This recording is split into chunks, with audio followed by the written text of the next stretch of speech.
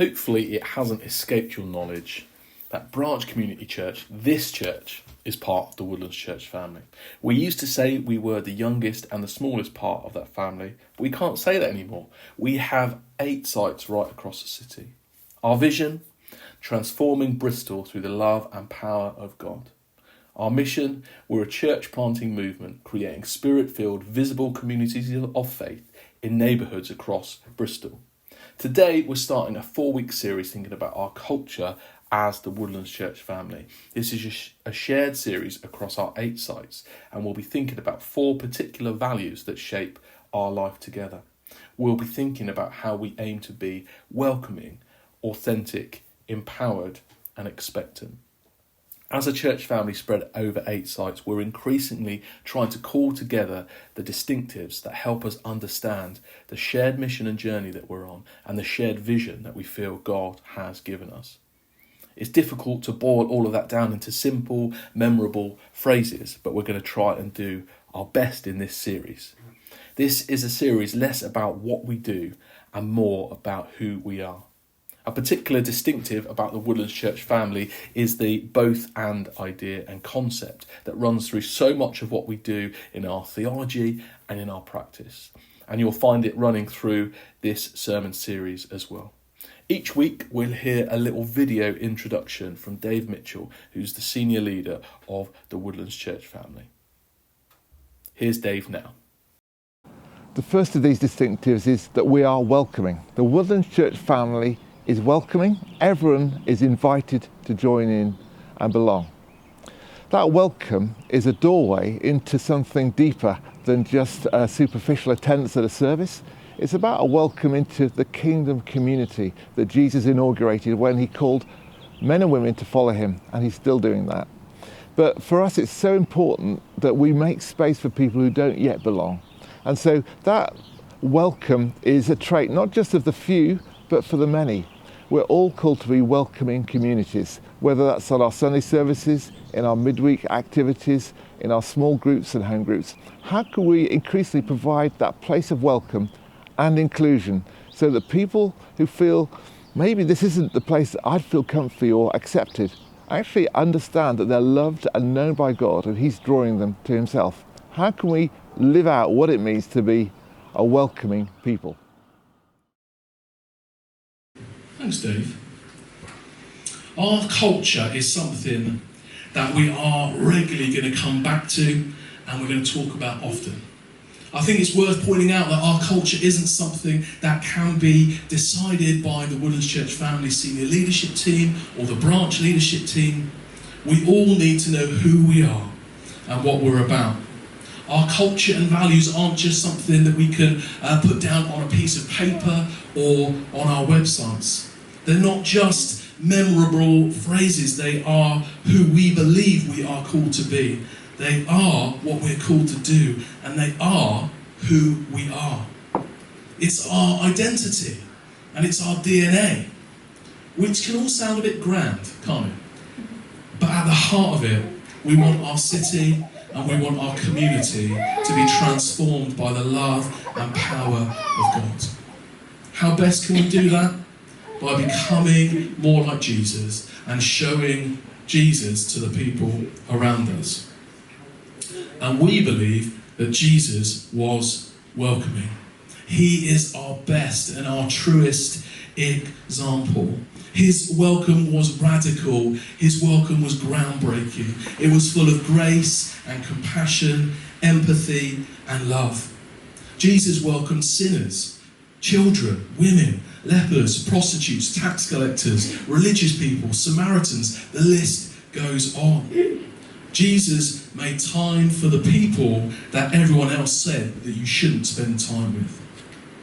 His welcome wasn't exclusive, it was inclusive. His welcome was noticeable and genuine. Jesus' welcome was extraordinary and unconditional. He welcomed such a wide range of people, but especially those who were traditionally on the margins. This is our example, and this is the example that we are called to follow. Our welcome is for everyone. This church is a place where everyone is invited, where everyone can find that welcome, where everyone can belong and everybody gets to join in. We often talk about being family. I don't know about you, but my family isn't all sunshine and rainbows. We're not all the same, we don't all think the same, or we don't all agree on everything, but that doesn't change the fact that we are family.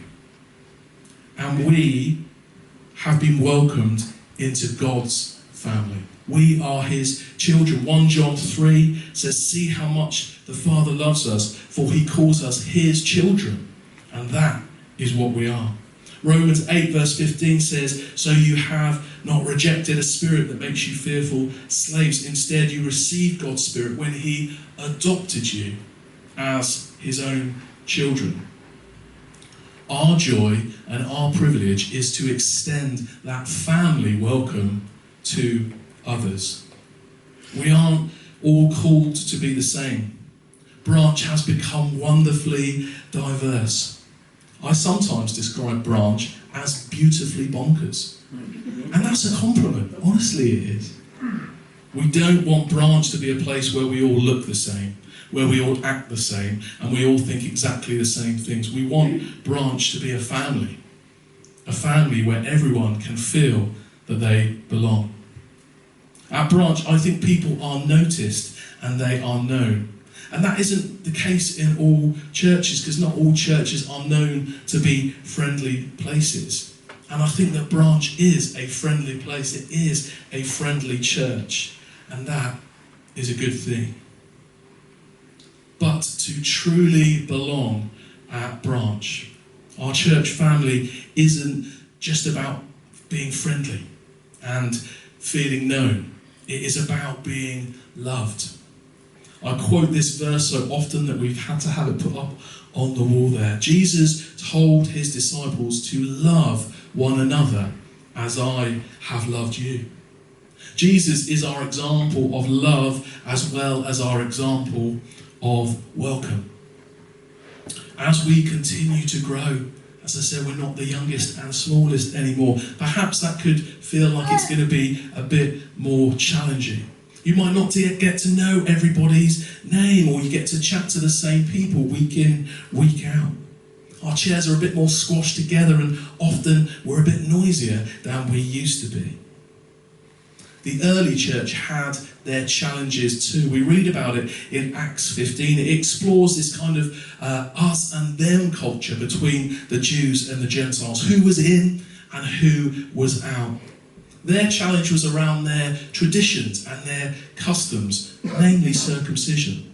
How could they be welcoming of each other when they felt so different about important things? How could they be family, and how could they be known and love each other so deeply when they did things so differently? The early church realised they needed practices that are not focused on keeping people out and making it harder for people to belong. They needed the Spirit to help and guide them to a place of unity where they understood what they had in common, not all of the things and the ways in which they were different to one another. Thankfully, we don't have to worry perhaps so much about circumcision, but it did get me thinking about our equivalents or modern day examples. I love that Branch has become a more diverse church. In Revelation, it talks about this vision of the new heaven and a new earth, which is being represented by every nation, tribe, people, and language. As we represent God's people in this community, we want to embrace our diversity, and we want to welcome representatives from every nation all across the world. After all, the Great Commission was for all nations. We are a majority middle-class church, but we are called to serve and love a primarily working-class community. We are a home for good church. We are called to welcome and support families navigating fostering and adoption. We welcome trauma-affected children and young people. The biblical principle of welcome is to welcome people on the margins, the widows, the orphans, the foreigners. Who is that in our city? Who is that in our community? We support organisations that work with people with lived experience of prison and homelessness, food poverty and other challenges. We are a church that is committed to showing God's love to the last, the least and the lost. I've used this Nicky Gumbel quote before, but I love it, so I'm going to share it again. He says that church is not an organisation you join. It's a family where you belong, a home where you are loved, and a hospital where you find healing. We have a message. It's from and it's about a Messiah. That message is for the messy. We can't say that we are a church for the broken and the messy and expect a church experience that is clean and tidy. Are we a church that genuinely welcomes everyone? And what are the challenges that we face if we want to continue to try and do that? How do we make it an easy place for people to connect, to belong, to find their place? Our physical welcome on Sunday and in the week is really important. We smile and we say hello, we get to know people by name, we get to know them and we come alongside them. We want to be accessible. We want our visitors and newcomers to feel welcome and to also to understand what's going on, to access and understand the talk and the worship. We try and keep things simple because our priority is for those who are yet to belong, people who are on a faith journey or new to church. We should expect and we should have faith to welcome people among us who don't yet know Jesus. William Temple famously said, "The church is the only organisation that exists for the benefit of those who are not yet its members."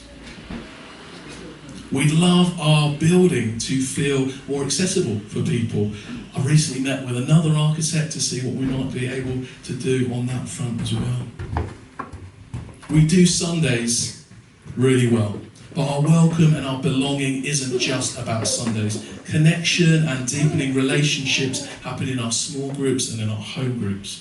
And if you want a full experience of our welcome and our church family, it's not just about our Sunday service.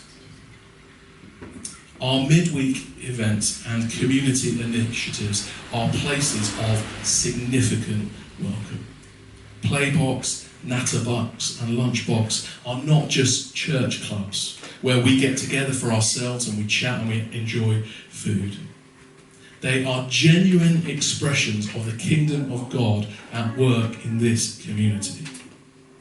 They are genuine expressions of the kingdom of God at work in this community. If you haven't been to Playbox or Natterbox or Lunchbox and you haven't seen that in action, you are missing out on what it means to be part of the Branch Church family. They are loving, they are intentional, they are wonderfully welcoming spaces for little ones and their families, for some of our older ones who may feel lonely and disconnected. They're places of welcome for adults with additional needs and their carers, for people who are navigating food poverty and the cost of living crisis. People who just happen to come every week. They're looking for connection and for community. Our welcome to them is not just meaningful and appreciated. In some cases, it is truly life-giving. Our welcome is a gift and a sign. Our welcome is a gift and a sign. It's a gift of love, acceptance, care, a smile, some food, a laugh, a gift of connection and of community. And it's a sign. What do I mean by that? It's a sign of love that is greater than we can humanly offer. It's a sign of acceptance instead of guilt and shame. It's a sign of care, not powered by our own goodwill, but because of the hope that we have and because we know who and whose we are. It's a sign of family to the lonely. It's a sign of restoration for those who are broken-hearted. Our welcome is a gift, and our welcome is a sign.